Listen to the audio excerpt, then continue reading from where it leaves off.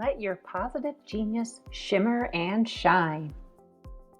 Welcome, everyone. I'm your online facilitator, and my name is Naomi Harm. I'm a woman in leadership strategist, a STEM innovation specialist, a QNGSS specialist as well, and a social emotional learning instructional designer. I'm so thankful to be here with you today to provide you an overview of how to ignite your shimmer and shine when it comes to your positive genius. But the first question I'd like to ask of you is, how do you fill your happiness bucket? What do you do to make sure that you are taking care of yourself and that you are finding a happy place in your work, in your balance of family life, and also for all the extra creative things that you'd like to fulfill? How do you celebrate your happiness success? By representing the unique individual you that resonates with others. And how do you represent your best self, that you are a positive, kind, and caring individual? Well, today you're going to learn about all kinds of new wellness strategies. And these strategies will include being more present, radiating your positive genius, influencing others with your gifts of gratitude, and improving your social emotional learning awareness and wellness. So let's get started with some definitions first to truly understand where we're coming from. Gratitude. What does that really mean? We talk about it a lot within our school districts and classrooms. But what it really means is that the quality of being thankful. It's that readiness to show deeper appreciation for and returning kindness with every individual and encounter that we have with individuals. Now, some of you may have heard of this term. It's called positive genius. And positive genius is really an attitude, and it consistently reflects how you choose to search and pursue the most actionable items that you can imagine that are positive. And they radiate this positiveness that people just want to be around you. But it also is a reflection that you have really overcome adversity. And you have dealt with challenges in your life. So because of that, how do you make the best of a situation? And how can you find that positive genius in everything that you do, that you can be a more positive individual, that others want to be around and pick up on those cues so that they can also be a positive genius with the students and individuals that they influence? Well, let's look at this 5-day approach. I have many different strategies. I have lots of different resources, but this is truly going to change your mindset and your positive genius to make a most impactful learning situation imaginable. And you can do this in 5 days by picking and choosing even just one act of kindness that I can share with you, and then proceed to do something every single day for 30 days, because it only takes 30 days to actually create an active habit that you will purposely plan to infuse into your daily activities. So let's look at some of these. Here's Motivation Monday. Motivation Monday, there's many activities. And for me and for myself, I like to kick off the week with high energy. And that has a lot to do with because I already have a vision board. Now, I don't know how many of you have vision boards, but this is an opportunity to really focus on goal setting for yourself personally and professionally. And then there's other activities that you can use with your students and or your teacher friends. But what I love about the vision and dream board, it focuses on the possibilities of the what ifs. And even though I am here and now and being present in this time, I still want to attain future goals. So it really helps you to create your own learning path futuristically and choosing different types of routes that you'd like to pursue based on the learning opportunities that you set yourself up for success. Now, some other things to stay very positive. I am very much an avid walker, but there's times when I'm teaching all of these online webinars that I truly need to take a break. But did you know that you can just get out and take a power walk, even just for 5 or 10 minutes? It can truly change your emotional mindset. It changes your perspective, and it truly inspires new ideas to basically connect the learning dots. For me, I try to do this 3 times a day on top of my other types of walking. But when I have 6 or 7 webinars a day, sometimes I don't get in my 10,000 steps. So taking those quick power walks helps really gets me inspired to think differently, energizes me between my webinars, and then I have more positivity and more creativity to give to that next webinar influence. Now, the other thing that I've worked with recently within school districts, many schools are looking for different types of brain breaks.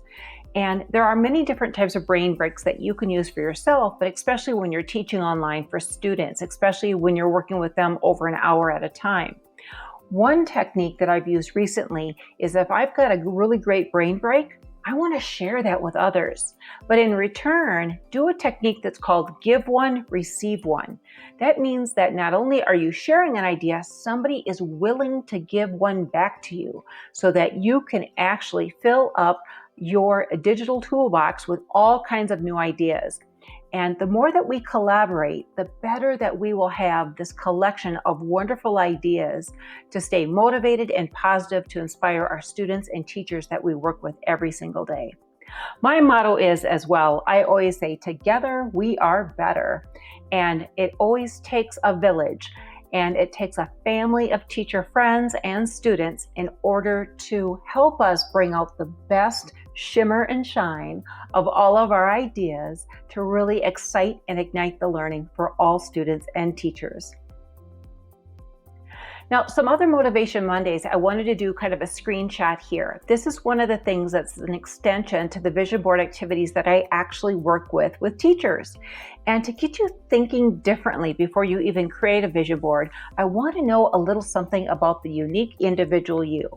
So because of that, this is what I have as I do kind of a 4 or a quadrant reflection here. It's kind of like a Freyer model, the research-based strategy to get you thinking differently. So I always pose questions to teachers and administrators and even our students when we create vision boards, but I want them to really introduce their unique individual you, and I want them to share their story so I can basically capture a picture or a learning moment that I can understand them better.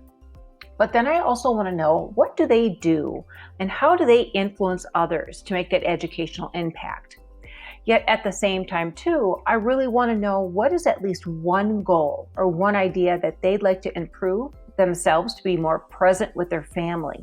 Because the more times that you can make it personable, the more times that we connect the learning dots between the personal side and the professional side. And then also, I really want to focus on a goal or idea that they want to improve to enhance their teaching and instructional approaches to impact student learning. So you can see my approach is very holistic, in which that we do an individual reflection, what they can do to influence others, but then we're bringing in the family aspect and then the professional aspect, because it all goes hand in hand to make us one happy individual. Now let's look at some Transformation Tuesday focuses. These are some things of tips and tricks that you can take away to try in your classroom even tomorrow, whether you're in an online environment, whether you're doing a high flex or a hybrid blended learning model, or if you are back face-to-face. But we need to model more of these Transformative Tuesday tips and tricks with our students so that they can also model these with their classmates. One thing that we need to do better on, all of us as adult learners for sure, is that we have 2 big, beautiful ears and we have a beautiful mouth. And what that means is that we should be listening twice as much, meaning listening to understand without interrupting the speaker or the person that is speaking.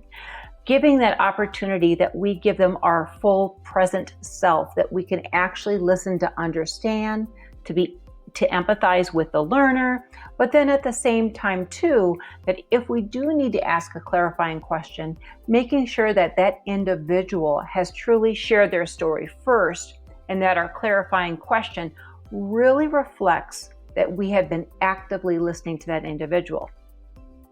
Now, there's times we may want to, just kind of barge right in and help them solve that problem and give them a solution.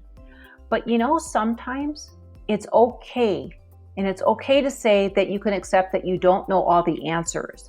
And even when an individual asks for your input, you could share your strategy of how you would approach it, but there's sometimes you don't know until you have to actually do some research. And that's pretty hard for a lot of us because we want to be the knowledge hub of everything. But it's better that we let people know that we don't know, but let's find out together and strategize to help each other. In those moments, that's when we really need to celebrate, those tiny joys all the way around us of how we can really ignite and excite our learning as a collaborative team. But also at the same time, when we really want to be present, we need to slow down a little bit. We need to look around. We need to be more present and really appreciate the little joys around us and enjoy the moment. And what that means also is that at times we need to take a break from the technology. We do need to shut the tech off. And that's what I said, shut the tech off. We really need to do that. And we just need to close our eyes and we just need to listen. Listen what's all around us to give us a moment of quietude. It means the same thing too when we go out and take a walk. Don't wear the earbuds, leave them at home. Listen to the nature, look and watch around you and be more observant of what's taking place and enjoy the outdoors. That's what we should be doing. And that's how we're being more present because we're being more appreciative of everything around us without being stimulated with all of that technology. Now, some other things with being more present is once we can kind of let that tech go, we can also understand now that, wow, I've got all of these senses that I'm now listening more, I'm smelling more, I'm observing things that are around me. And also you'll all of a sudden begin to realize that you're feeling more feelings and more things are in tune with you. And we should be listening to our body because there's times that we're so dedicated to working with all the teaching and the learning, we've got to figure all the tech out, and we're not really listening to our body of having kind of that gut reaction of, wow, that doesn't quite feel right. Wow, I should be listening to my body because maybe I shouldn't approach that problem this way or that way. But what's really important to being present also is that we should be savoring those rituals, or that we call it that me time. When's the last time that you put yourself first? Think about it. We have been in this pandemic now for over 8 months, and we have been doing everything we possibly can to help our children and our adult learners that are in this world right now. And it seems like teaching and learning and all of that comes first, our families come second, and ourselves come third right now. And we at times have got to find a better balance because we can't keep doing and giving 200% all the time to our work, and then second is our family and third is ourselves. So we need to find those little moments. My little moments that I take for myself is I like to enjoy a good cup of tea in the afternoon, or I like to make a homemade fruit smoothie that's made of organic fruits or vegetables. That's what kind of my favorites are. I try to make time a couple times per week to still enjoy some of those moments because that gives me a moment of solitude. It provides for me a moment that I can sit back and take 5 and 10 minutes to relax without being interrupted, and just enjoying a moment again to enjoy the quietude as well without any of the tech. And that's when a lot of times when I do that, that's when I do reflect. I reflect on my day. I do a lot of reflection that I start my day with a moment of gratitude. I connect the learning dots throughout the day, and then especially if I'm taking a tea break or if I take a smoothie break. But then at the end of the day, I like to reflect. I may write down a quick win or a word that summarizes my day. It doesn't have to be a whole paragraph long statement. It can be very much a quick write, but that helps me add closure to my day, and that I can give more heartedly back to myself individually and to my family. But one of the things that I have found during this pandemic, by keeping a gratitude journal, when I put the connections on during the day, when I start with a gratitude moment in the morning, I add some ideas throughout the day, even ideas that when I've gotten stuck, and how did I solve that problem? And then at the end of the day, I add that gratitude moment. What I have found, I've got many quick wins, and those quick wins are basically tech tips. So those tips are great techniques to be sharing out with others. So what I do during that time, if I find a tech tip, and especially if it's on a Tuesday in particular, I will share that out on Twitter or Facebook and just say, hey everyone, I just discovered this. You may already know about this, but this is a quick win for me today that really helped streamline my work, or it was a great way to connect with students or teachers, and so on. But what a great way that you could share a tech tip in 1 minute or less with your team, and everybody is basically rewarded with a new strategy to transform their instructional approach. So here's one other thing that I'd like to share with you. This one is called Frayer a Feeling. And the more times that we can be present and that we can reflect on our learning is really important. So because of that, I use the strategy from John Kripko, who does all of his education protocols in this manner of some sort. And I took a spin off of what they had started, and I thought, well, let's do more on social and emotional learning and being more present with what we're doing. So again, I've titled this one called Frayer a Feeling, and the little icon in the bottom corner will allow you to get the template of this, and it's created in a Google slide deck. And basically, this is created that this is for one student, but then you can replicate those slides that you can invite all of your students, or if you're working with adult learners, make enough extra duplicate slides for your learners, and everyone can reflect on their learning. I love this strategy because this is from the Frayer research, that you take basically a focused area and you break it up into 4 parts. Instead of a big, long dissertation that you write, you just write in small, snackable chunks. And it really brings about the most important strategies, the feeling and the reflection of where you're at, and it's extremely personalized, and it can help us strategize to solve a problem too. That's why I like these particular strategies. So please take your time and tap into that and use that with your students or your adult learners. I've used it with a group already of high school teachers. They really liked it. They're using it part of their social emotional learning with high school kiddos in Wisconsin. And it's really helping kids really be more aware. So basically self-aware of their strategies when things aren't going well, but knowing who to go to when I need to talk to someone, and how I can help myself with promoting myself to helping me with self-care strategies to making sure that I'm doing okay during this time. Let's go on to Wow-Worthy Wednesdays. So as you can see, I kind of have a theme for the titles of the week, and that's how I do a lot of my teaching. We need to find these quick wins. These particular strategies I put in here that they are all linked for you. And I've got lots of strategies for self-care for educators, why happy teachers practice self-care, and how to help you promote your influence in that particular way when you are sharing your positive genius and you want it to resonate with others. I have a great Me Too activity, and I'll share with you in just a minute what that looks like. The mentoring hat activity is really amazing because it really gets to know the different types of learning attributes that you as adult learners and or students can be using of how they represent their best individual selves. Now, the other one I'd like to share with you, I've got a whole collection. So if you like what I'm sharing already, I have all of these curated into one beautiful document.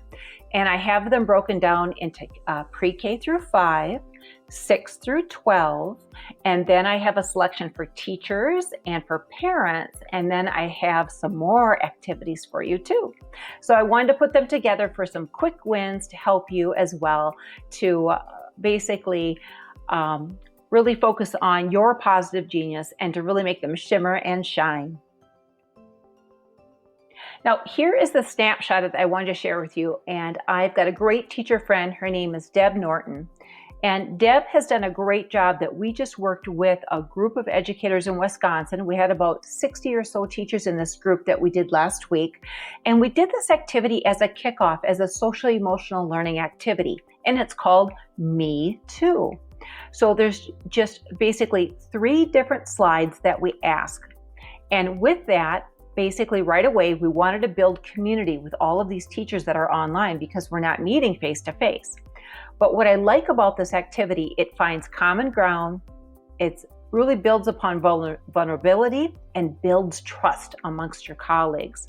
And we did it as a whole group, and at this time we were using Google Meet, the video conferencing tool.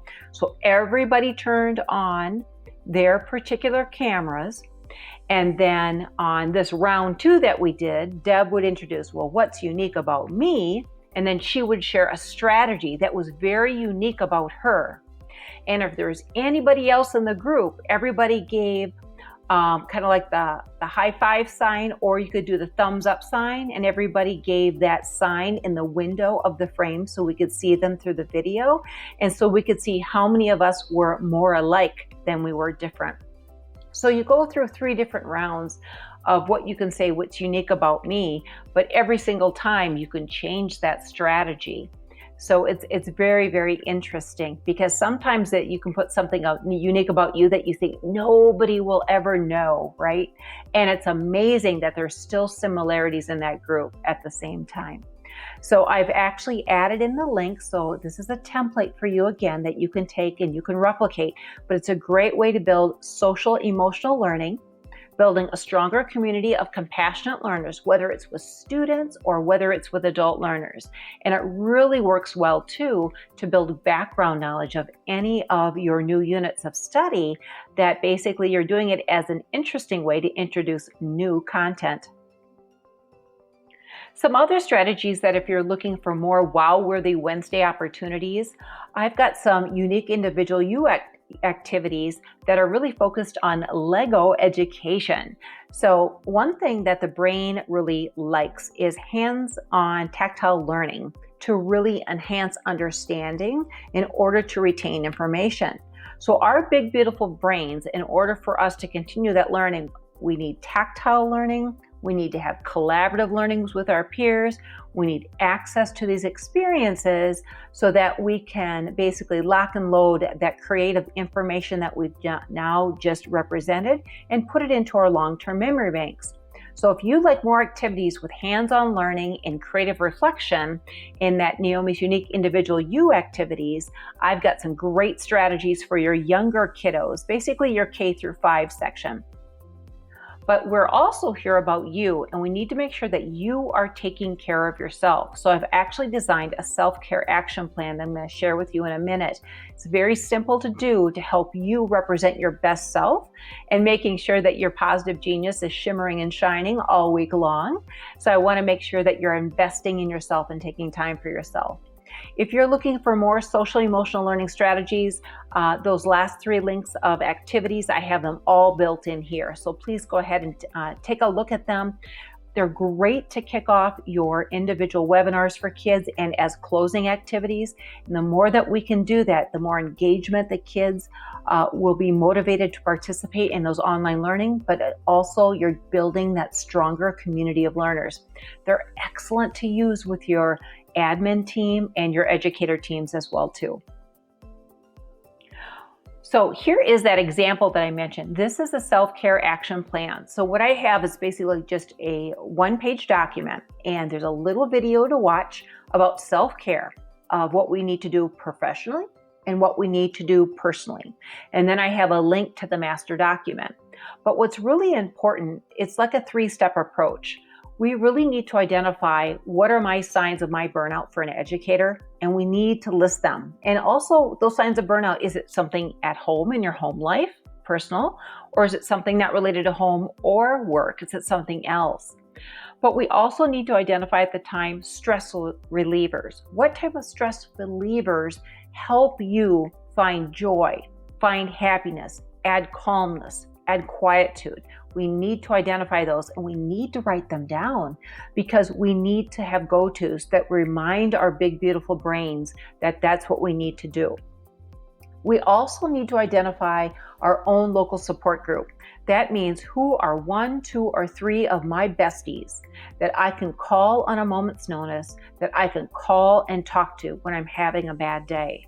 Or who can I text and have that elongated text conversation that they would understand and help build me up or help me work through a problem that I'm struggling with. And it's also helpful that we put helpful reminders in place, that when we have some of our days that it's like, gosh, today just didn't go well, and I'm kind of in this funky mood, I can't get out of it. What are some helpful reminders or tips and tricks to help me refocus my thinking and really focus on, well, even though my day didn't go well, there were 2 or 3 other things that did go really well, and focus on those to revamp your thinking. I also have a strategy. It's called identifying feelings and essential care strategies. And with that is like when you're feeling, whether you're feeling sad or you're feeling anxious or you're feeling upset, what's your self-care strategy? What's your go-to? And making sure that it's positive and productive and following through. Now, I've used this also with upper elementary and middle school kids, and they're using this as part of their teacher advisory times.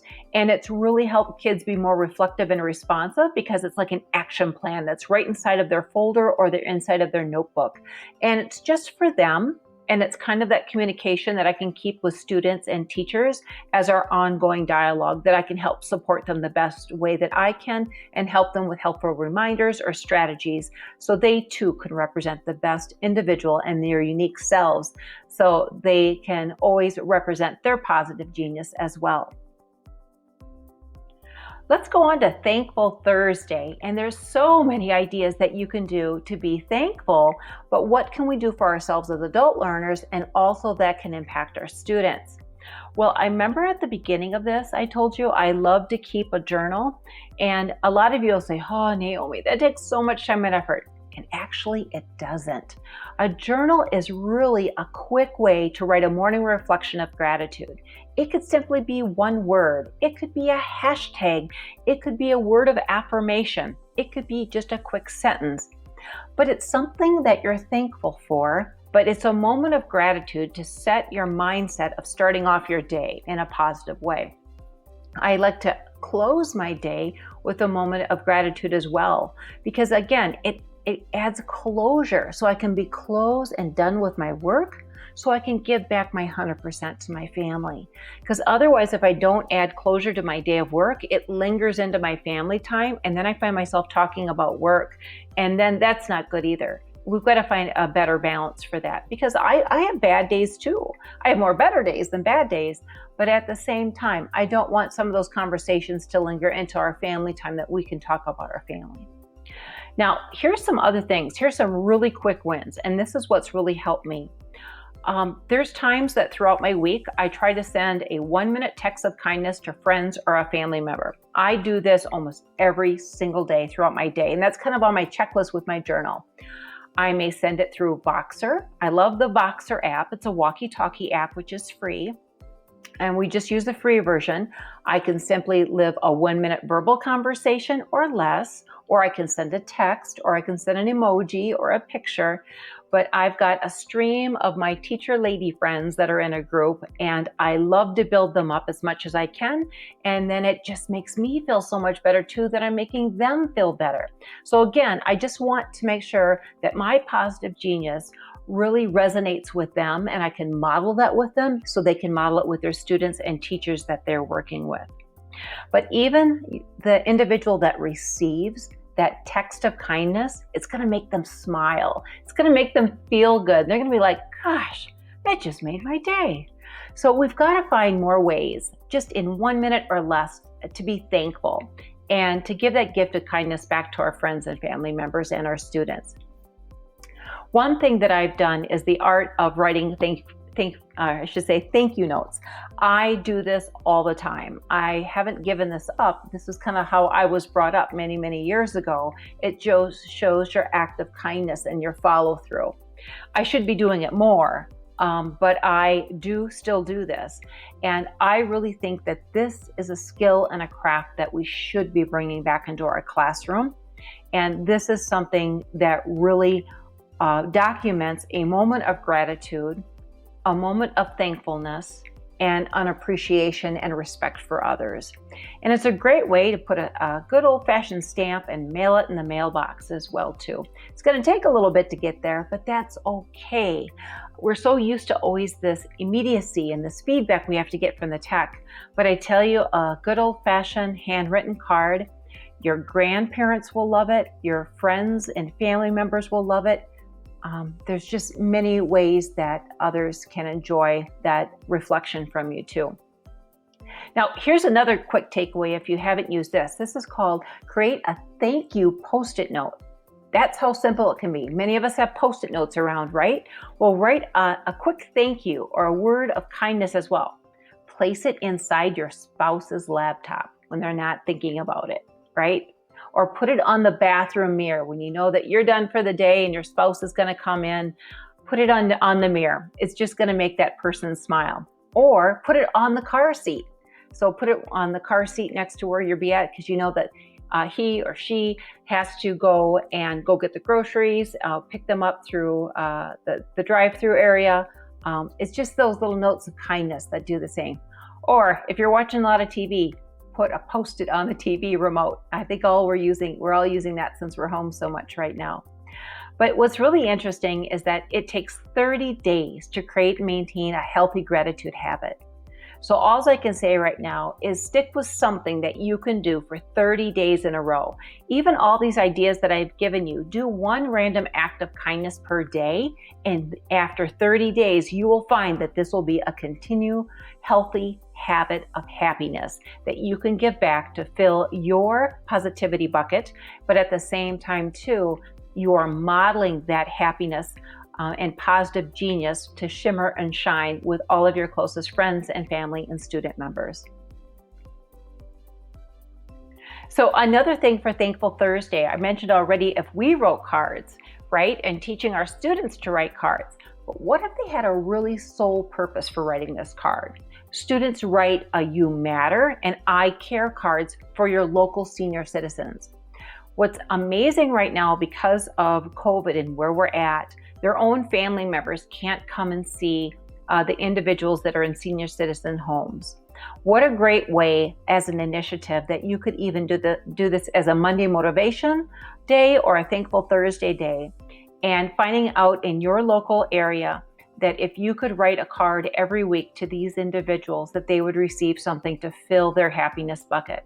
I think we need more of these types of acts of kindness to help others to feel valued, letting you know that they matter and that you care for them and that they're important.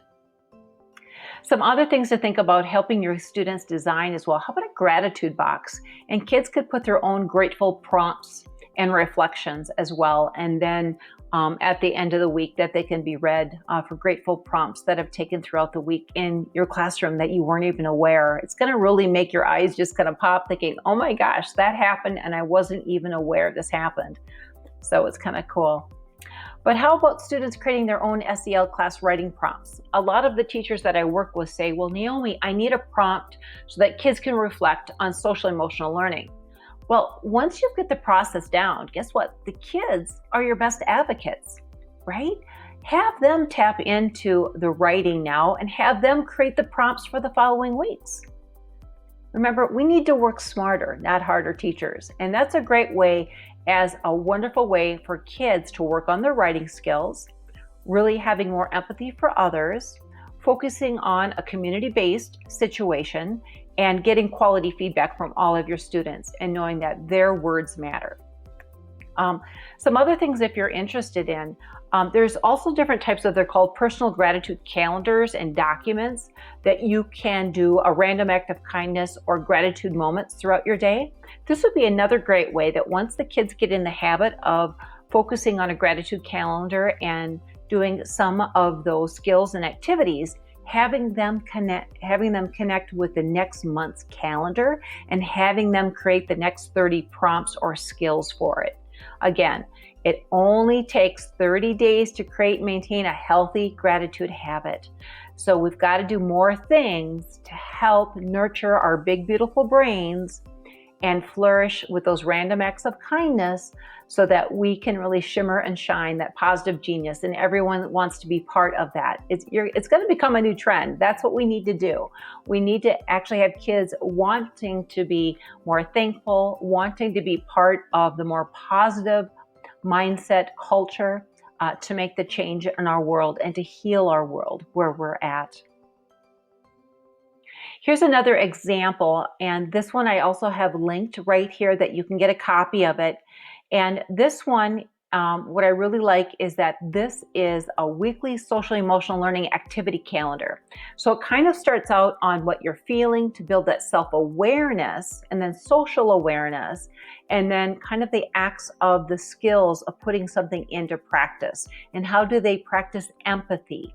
How do you practice listening to understand? And then also how to express yourself when you're not feeling safe, and who do you go to when you need help. So you're going to see all kinds of different levels of discussion questions and then activities that go along with this. They're focused for school and at home activities, so they really work well. So I wanted to make sure that I added that link in from Leolia, and they've done a nice job of putting some calendars together that are free to use. Okay, here is Friday Fun Day of our 5 days. So here's some other great things. Literacy and Maker Creation Day connections. What a better way for kids to create and make. Even if you're not together face to face, this is a great opportunity to having kids come together and having them create and make to show what they know. So these particular activities, what I love about it, a lot of them are grounded in literacy. I've been working with quite a few teachers right now that even when we're doing online lessons, start that off with reading a story to them. Your high school kids still love to be read to. Your middle school kids love it, and your elementary kids especially love it. So I have some books here. It's called Bucket Dippers and Lids, and it's really cool because it's all about filling your bucket, but then also keeping your ideas that are there. But then some people are bucket dippers, meaning they want to take your ideas away and your positivity. So we need to really find some ways to help with that. Fill a Bucket book is another great one as well. But I have some other activities that's called a Gratitude Pipe Cleaner game, and really helps putting the thinking into reality to constructing and making. So here is that gratitude game, and it's very simplistic. You can use pipe cleaners, you can use straws, you could use strings, whatever the kids have at home. Doesn't matter, they can just have something but has different colors. So the gratitude game goes as name a person you're thankful for. And so you can see that reflects the red color. And some children will name one person. Others may name 3 or 4. So then they take 3 or 4 of those colors. Then they name a place you are thankful for, and then so on, if it's one or if it's many. Then when they have all of their colors that represent the people, then they create and make an object from that of their gratitude game that really is making them feeling and thinking about that particular thought of that individual, that place, or if it's a food, or if it's a thing, or anything of their choice. And it's really interesting because your designs that your kids come up with, not any two are the same. And that's what's so unique, because it's about the unique individual you expressing gratitude, because everyone's gratitude is different, but we all come together because we empathize with one another, because we want the best for everyone. So because of that, this is a really cool way to have kids create and make, and then they can reflect on their learning from this activity as well. And I love it because it's the hands-on, right? Our big, beautiful brains need that nurturing of the hands-on, the access, and that experience to share our story, to create and to document what we know, because we're excited to share those stories. Once again, if you would like a copy of this game, I have it linked right here for you, that you can take a copy of it. Okay, and then what I also have here, this is the Friday Fun Day. The Friday Fun Day also, that these are more literacy and maker creation day connections. Another book is called Have You Filled a Bucket Today? It's a great story about what have you done for others, of putting others first instead of yourself. So great ideas to help kids visually think about the big picture book that expresses many different pictures that are there to help kids retell their story. I have some other activities that are called Inspire Student activities that are here, life skills game guide, all kinds of things. But I really like, it's called Optimistic October Calendar. And I'm thinking many of you probably have seen this. But every day it's about filling your bucket with happiness and what you can do to bring yourself up, to bring others up, and then giving your students an idea of how they can pass on that happiness. I just absolutely love it. And I'll show you a screenshot of what that looks like in a minute. Another trick and strategy that I personally use for myself to represent my best positive genius to shimmer and shine every day, I also love to listen to a TED Talk every morning. So at times I may watch that TED Talk first and then I reflect in my gratitude journal. But I listen to a 2, 3, or 5 minute TED Talk and I learn something new. But I always go to the inspirational channel or happiness channel, and I'm always wanting to learn from somebody else because I'm trying to gain a deeper appreciation of their perspective, of their why, how they overcame adversity, how they dealt with a similar situation that maybe I dealt with. How did they approach that? What kind of questions did they ask? So again, TED Talks provides for me a cultural perspective because it has an opportunity that I can learn from anybody else in the world. And I absolutely love that because there's so many individuals that I've connected with through that now I've become friends online with them because they've helped me grow as an individual person and a stronger woman in leadership educator as well too. Here is that screenshot of that Optimistic October calendar. I absolutely love it. So even if I look, let's see, we are about in the middle of October now, right? So it says, look out for positive news and reasons to be cheerful today. Isn't that interesting? Think about the perspective. If we turned on the news channel right now, we're probably going to hear a lot of negativity, right? We're not hearing the happiness. We're not hearing the positive. But if you really listen and read between the lines, there is some hope, there is some optimism that is there. If you're not finding it, that means we might need to change that news channel and go to a different type of news channel of what we need to be looking for, or going to an educational news channel and to learn something new. Because if we are only hearing negative around us, our thoughts will change and our mannerisms and the way that we interact and work with one another will also radiate this negative. And this negativity, we don't want to have to overcome us or consume us because it's a hard time leaving that space once you get there. So once again, this positivity calendar helps us think differently, appreciates the differences of others, gains new perspectives, and allows us to take a little bit more time and to find a moment of quietude and reflect on our thinking and learning and possibility to inspire new creative ideas to use with our students in our classroom. And I challenge you, educator friends, that if you took this calendar, what could it look like if students created your November calendar? And they created an optimistic November calendar with being thankful. I think they would do an amazing job, but as long as you model this for them first, I think every child could contribute a thought, a skill, or an idea that it could really build a more stronger, compassionate community of learners for your individual class. If you would like this, I added the link in here too for this, called the actionforhappiness.org, and they have past calendars there and other activities as well.